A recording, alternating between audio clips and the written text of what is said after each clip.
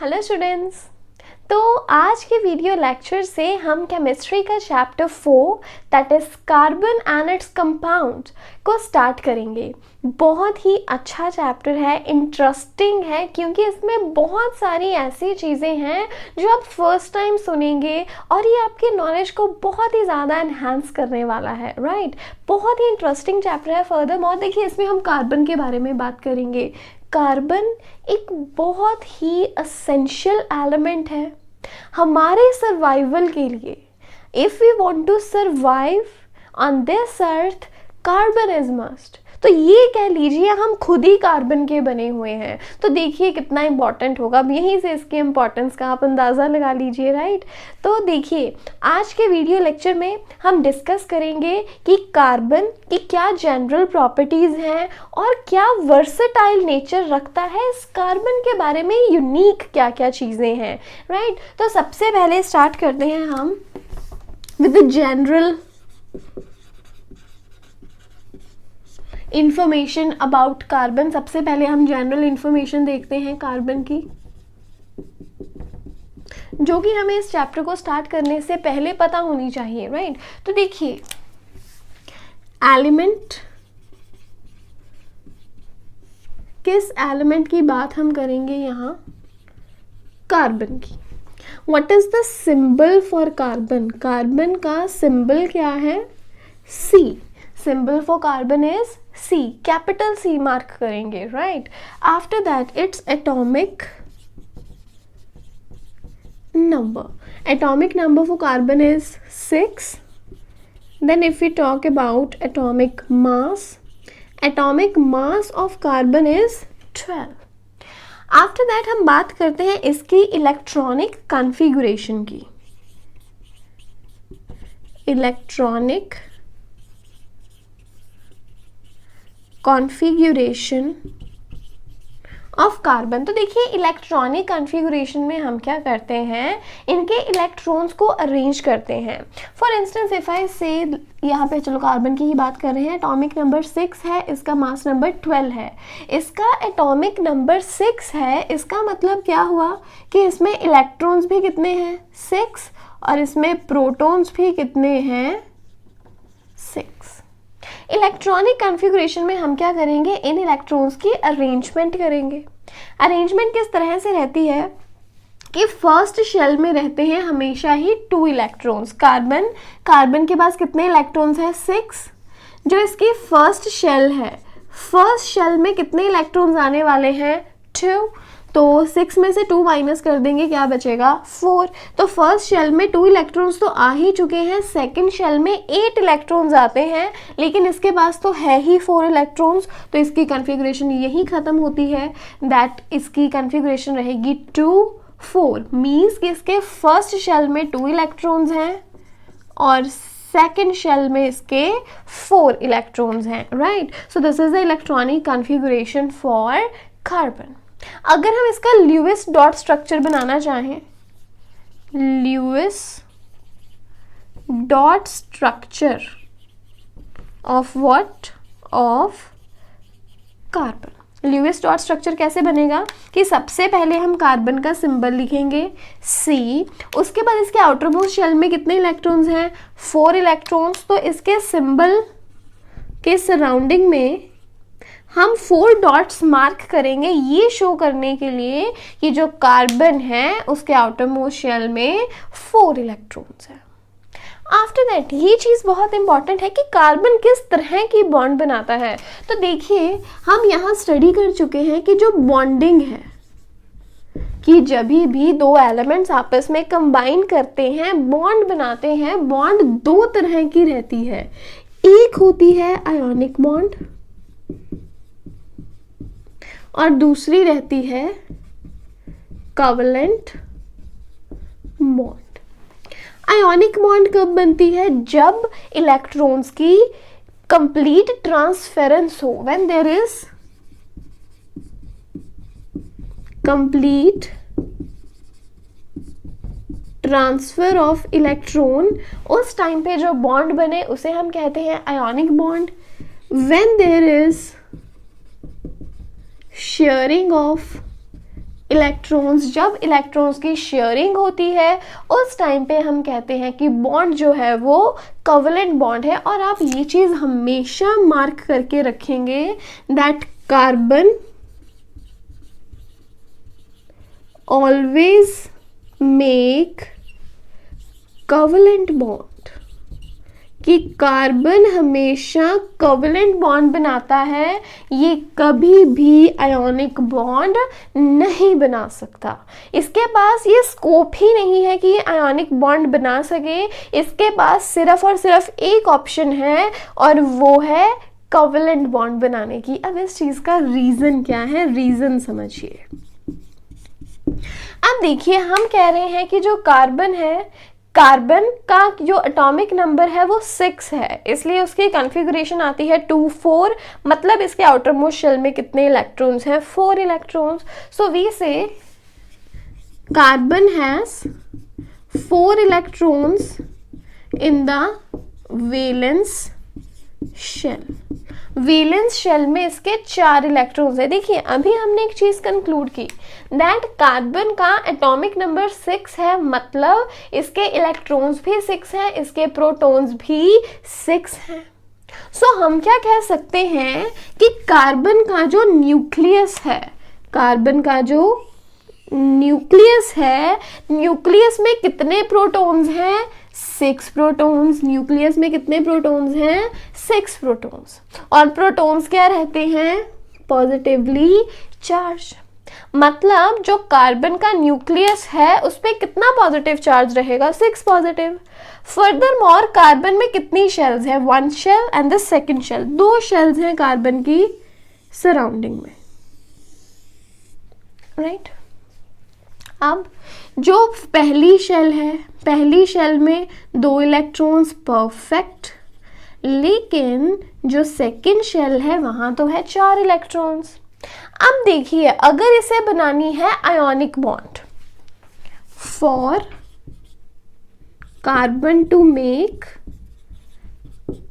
Ionic bond, अगर ionic bond बनानी है कार्बन को तो कार्बन को इलेक्ट्रॉन्स ट्रांसफर करने पड़ेंगे। इलेक्ट्रॉन ट्रांसफर करने का क्या मीनिंग है कि अगर इसे स्टेबल होना है, देखिए आउटर मोस्ट शेल में 4 इलेक्ट्रॉन्स हैं, कार्बन के आउटर मोस्ट शेल में 4 इलेक्ट्रॉन्स हैं। अगर इसे स्टेबल होना है तो क्या होना चाहिए कि या तो इसे 4 इलेक्ट्रॉन्स गेन करने पड़ेंगे सो दैट 4 + 4 8 हो जाए, आउटर मोस्ट शेल में 8 इलेक्ट्रॉन हो जाए, ऑक्टेट पूरा हो जाए और ये स्टेबल हो जाए, राइट। और इसके पास दूसरी ऑप्शन क्या है, कार्बन के पास दूसरी ऑप्शन क्या है कि अगर इसे 4 इलेक्ट्रॉन गेन नहीं करने हैं तो 4 इलेक्ट्रॉन लूज कर दे कि आउटर मोस्ट शेल में कोई इलेक्ट्रॉन बचे ही ना, और जो फर्स्ट शेल है उसमें 2 इलेक्ट्रॉन्स हो और ये स्टेबल हो जाए।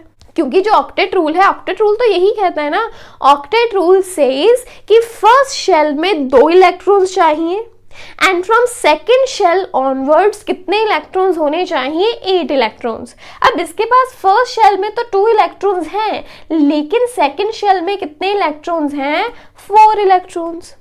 तो 2 पॉसिबिलिटीज है, फर्स्ट कि या तो ये बाहर से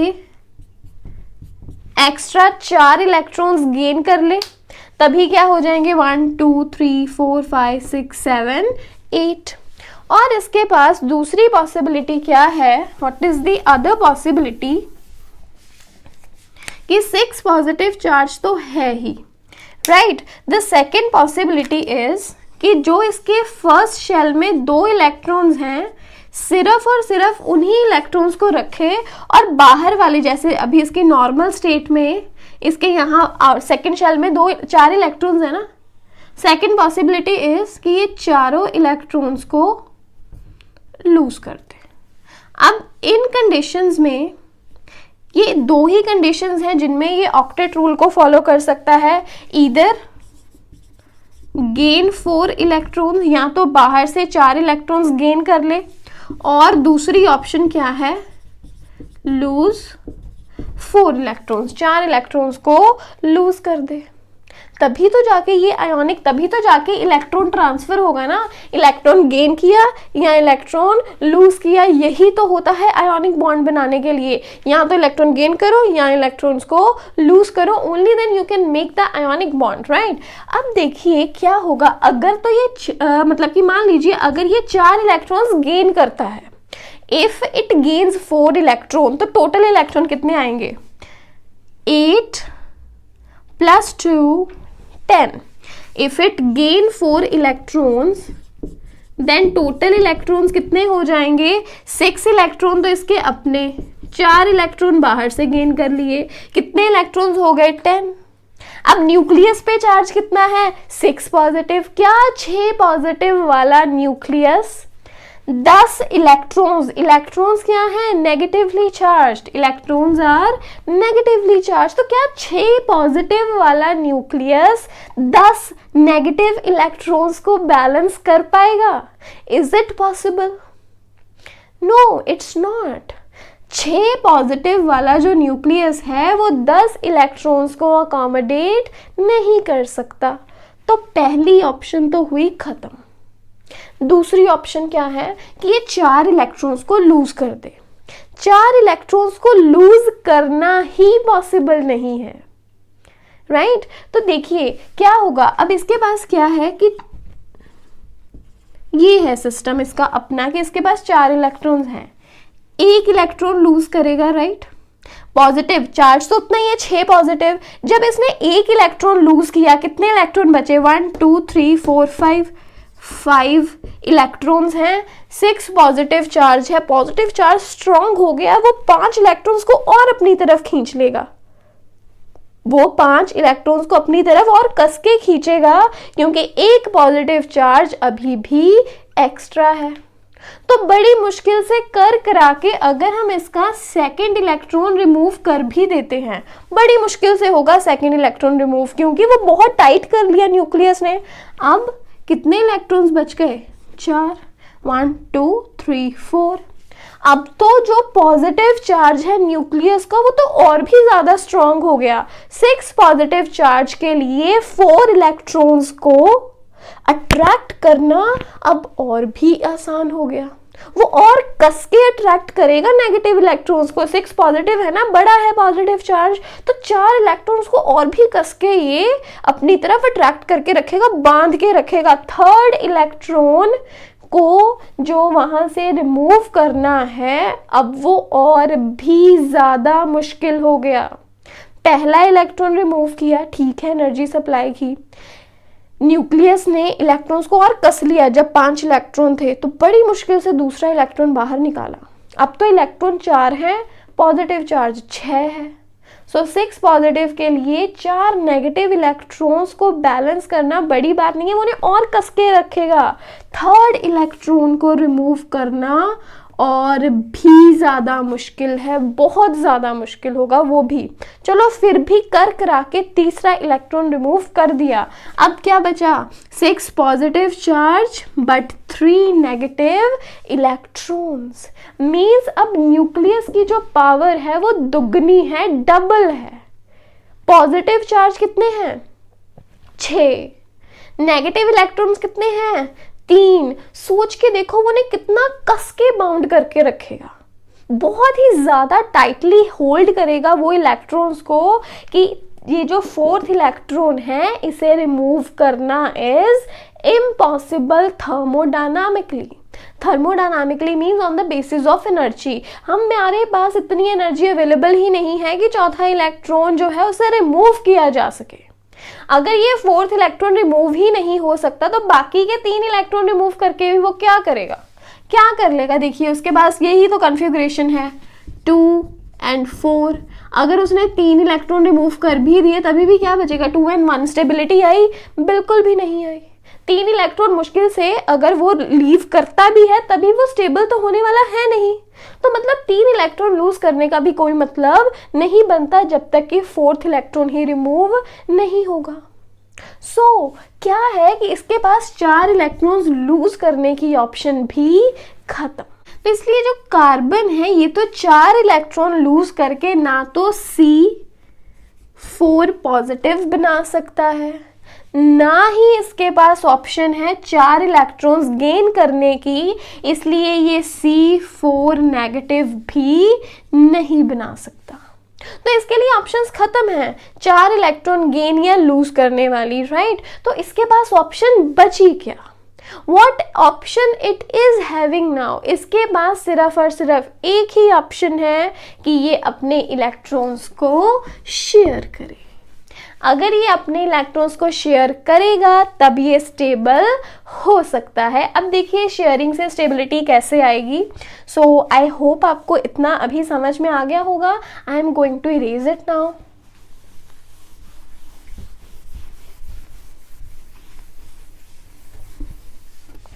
तो देखिए कवलेंट शेयरिंग से स्टेबिलिटी कैसे आएगी। देखिए कार्बन है अभी और इसके आउटर मोस्ट शेल में कितने इलेक्ट्रॉन्स हैं? 1 2 3 4। अब मान लीजिए इसे अप्रोच करते हैं हाइड्रोजन। इसे कौन अप्रोच करते हैं? 4 हाइड्रोजन्स आए हैं बस ऐसे ही कार्बन का हालचाल पूछने और बता भाई कैसा है तू। चारों हाइड्रोजन भाई मिलकर कार्बन भाई का हालचाल पूछने आए हैं। तो कहते हैं हाँ भाई ठीक हूँ, बस थोड़ा अनस्टेबल हूँ। तो सेम वही बेचारे इनकी भी स्टोरी है, हम भी तो अनस्टेबल ही हैं। सो ये कर सकते हैं आपस में शेयरिंग ऑफ इलेक्ट्रॉन्स। अब ये जो कार्बन है अपना एक इलेक्ट्रॉन हाइड्रोजन के साथ शेयर कर सकता है, इस हाइड्रोजन के साथ भी शेयर कर सकता है, इसके साथ भी शेयर कर सकता है और इसके साथ भी शेयर कर सकता है। तो देखिए सबसे पहले हाइड्रोजन देखिए, हाइड्रोजन को कितने इलेक्ट्रॉन्स चाहिए स्टेबल होने के लिए? 2। एक उसके पास अपना है, दूसरा कहाँ से आ गया? कार्बन से। 1 2 स्टेबल, 1 2 स्टेबल, 1 2 स्टेबल, 1 2 स्टेबल, सभी हाइड्रोजन हो गए स्टेबल। अब देखिए कार्बन का एक एक इलेक्ट्रॉन तो अपना है ही। अब क्योंकि कार्बन ने अपने 4 इलेक्ट्रॉन 4 हाइड्रोजन्स के साथ शेयर किए हैं, इसलिए इन चारों हाइड्रोजन्स का भी तो फर्ज बनता है कि ये अपनी फ्रेंडशिप कार्बन के लिए भी दिखाएं। तब देखिए कार्बन के 4 इलेक्ट्रॉन्स अपने और एक एक इलेक्ट्रॉन जो शेयरिंग से आया 1 2 3 4। कितने कार्बन के पास अभी हो गए हैं electrons? 8 electrons. Carbon is stable now. और हमारे पास क्या बन गया? CH4 that is methane. इस तरह से रहती है कार्बन में शेयरिंग ऑफ इलेक्ट्रॉन्स, क्योंकि देखिए इसके लिए पॉसिबल नहीं है, बिल्कुल भी नहीं है आयोनिक बॉन्ड बनाना। अब देखिए आपके लिए एग्जाम्स में क्वेश्चन रहता है why carbon always make covalent bond, कि कार्बन हमेशा कवलेंट बॉन्ड ही क्यों बनाता है? भाई उसके पास ऑप्शन ही नहीं है 4 इलेक्ट्रॉन गेन या लूज करने की, तो ऑब्वियसली उसे शेयरिंग करनी पड़ेगी and hence it always make the covalent bond. लेकिन आप अपने आंसर में सब कुछ एक्सप्लेन करेंगे। सबसे पहले आप बताएंगे कार्बन का एटॉमिक नंबर कितना है, कॉन्फ़िगरेशन क्या है, आउटर मोस्ट शेल में इलेक्ट्रॉन्स कितने हैं। उसके बाद दोनों केसेस आप अज्यूम भी करवाएंगे कि क्यों ये 4 इलेक्ट्रॉन गेन या क्यों 4 इलेक्ट्रॉन लूज नहीं कर सकता and why it can only just share the electron. अब हम डिस्कस करते हैं versatile nature of carbon. Versatile और you can say unique nature of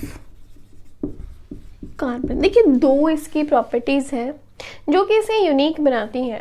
सबसे पहली इसकी प्रॉपर्टी है टेट्रावेलेंसी। टेट्रावेलेंसी,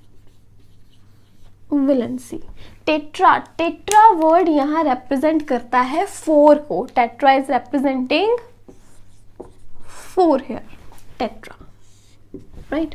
अब देखिए टेट्रावेलेंसी का क्या मीनिंग है। Tetravalency means the ability to make 4 covalent bonds।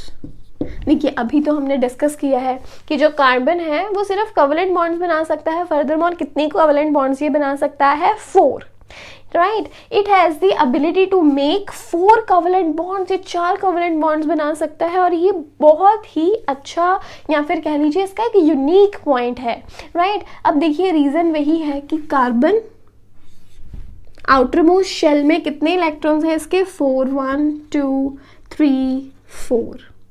अब जब ये अपने 4 इलेक्ट्रॉन्स की शेयरिंग करेगा अदर एटम्स के साथ, लाइक वही एग्जांपल ले लीजिए, अगर ये हाइड्रोजन के साथ ये शेयरिंग करता है तो देखिए कितनी बॉन्ड्स बन गई यहाँ कोवलेंट, 1 2 3 4। तो इसके पास ये एबिलिटी है कि ये 4 कोवलेंट बॉन्ड्स बना सकता है, क्योंकि इसके पास ये पॉसिबिलिटी नहीं है कि ये 4 इलेक्ट्रॉन लूज या गेन कर सके। ऑप्शन ही एक है शेयरिंग की, तो कोवलेंट बॉन्ड्स बनाएगा। फर्दरमोर कितनी कोवलेंट्स बनाएगा ये बॉन्ड्स? 4 covalent bond. इस प्रॉपर्टी को हम कहते हैं टेट्रावेलेंसी। आफ्टर दैट सेकंड इसकी यूनिक प्रॉपर्टी है यहाँ, सेकंड इज कैटिनेशन।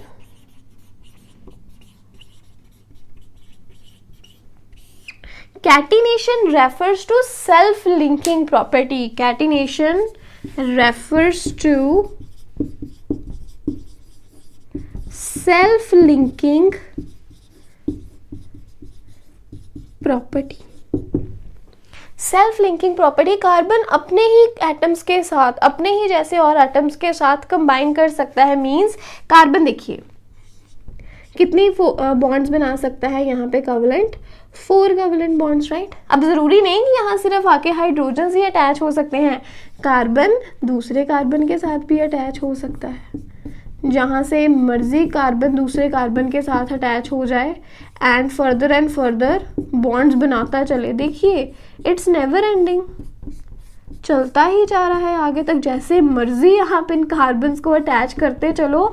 मींस एक बहुत ही जायंट स्ट्रक्चर बना सकते हैं ये।